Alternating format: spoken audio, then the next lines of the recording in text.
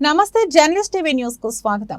మహబూబాబాద్ జిల్లాలో fast track special court సంచలన తీర్పు వెలువడింది.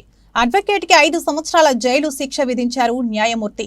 ఒకేసారి 2 జరిమానాలను ప్రధాన న్యాయమూర్తి పసుపులెట్టి చంద్రశేఖర్ ప్రసాద్ విధించారు. Section 7 red with 8 POCSO act ప్రకారం 10,000 జరిమానా విధించారు. జరిమానా కట్టకపోతే అదనంగా 3 నెలలు జైలు శిక్ష అనుభవించాలని తీర్పు చెప్పారు. ఏకకాలంలోనే జిల్లాలో సంచలన తీర్పు ఇచ్చారు ఫాస్ట్ ట్రాక్ కోర్టు న్యాయమూర్తి పసుపులెట్టి చంద్రశేఖర్ ప్రసాద్. వివరాలకు వెళ్తే మహబూబాబాద్ జిల్లా డోర్నకల్ మండల కేంద్రానికి చెందిన 14 సంవత్సరాల మైనర్ బాలికను ఇంటి పక్కనే ఉన్న తేజవత్ రమేష్ అనే న్యాయవాది అత్యాచార యత్నం చేశారని మైనర్ బాలిక తల్లిదండ్రులు స్థానిక పోలీస్ స్టేషన్లో ఫిర్యాదు చేశారు. డోర్నకల్ పోలీసులు చట్ట ప్రకారం పోక్సో కేసు నమోదు చేశారు.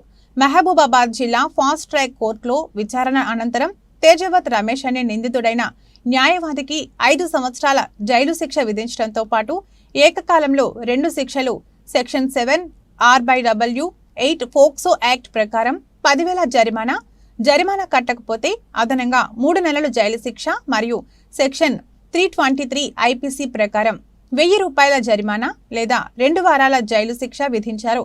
ప్రధాన న్యాయమూర్తి పసుపులెట్టి చంద్రశేఖర్ ప్రసాద్ ఘటన జరిగిన స్వల్ప కాలంలో మహబూబాబాద్ జిల్లాలోనే సంచలనంగా తీర్పు ఇచ్చినట్లుగా ప్రజా సంఘాలు పేర్కొంటున్నాయి.